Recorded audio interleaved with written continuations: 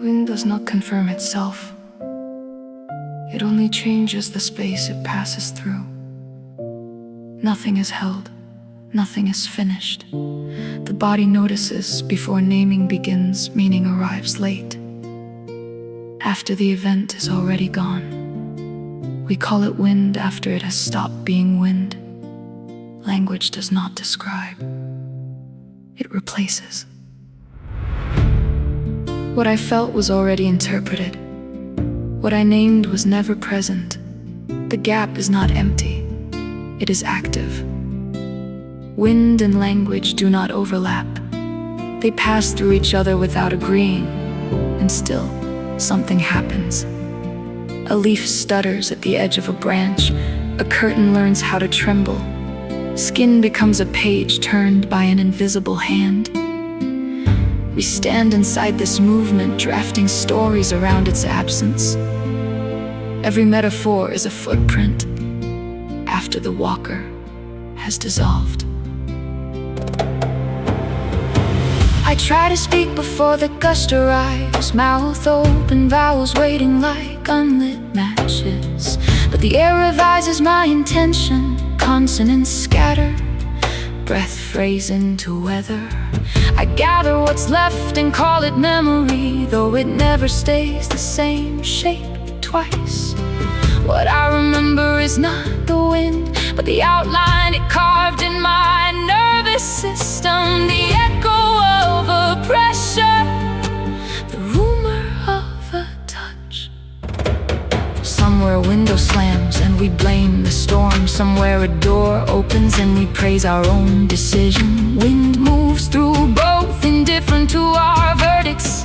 We staple reasons to random swirls, naming them omen, accident, fate. In the meantime, dust lifts, seeds travel. A bird alters its path by the width of a syllable. We do not see these edits to the world's sentence, only the punctuation we invent. If language is weather inside the skull, then thought is a forecast, always slightly wrong. I predict clarity and wake to fog. I predict silence and hear branches writing cursive on the paint. My questions turn like small turbines, generating a hum that sounds like understanding. Yet each answer arrives pre-packaged, printed with someone else's sky.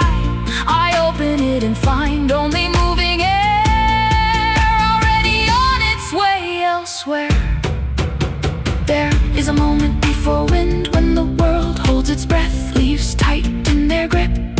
Surfaces wait untroubled in that pause. The body listens past words into muscles, marrow, pulse. No names, only orientation here, now, this. Then movement breaks the frame, and the archive of language rushes in, mislabeling the change. We speak as if we witness the cause, not just the after-image shaking in our bones. I think of all the times I said I understand, when I only felt a draft pass through a shared room.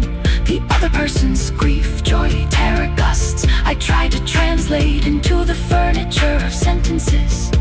Perhaps empathy is standing still while someone else's weather rearranges your interior. No tidy summary, just a shifting of chairs, a lamp knocked over, a new crack in the wall. Later, we call it conversation. The room knows it was a storm. One day the wind will cross my body for the last time. Lungs will empty without refilling, the small bellows gone quiet. What name will fit that moment? Death, release, silence, completion. Labels fluttering on a door no longer in use. The final exhale will join all the other anonymous currents, indistinguishable, free of biography. The story of me will continue in past tense, while the air that once kept me speaking forgets I was ever here. Still, I stand at the window and let the draft find any uncovered skin. I listen for the part of me that does not insist on being translated. A hand on the sill, a throat undecided between word and breath. The wind passes through, unrevised,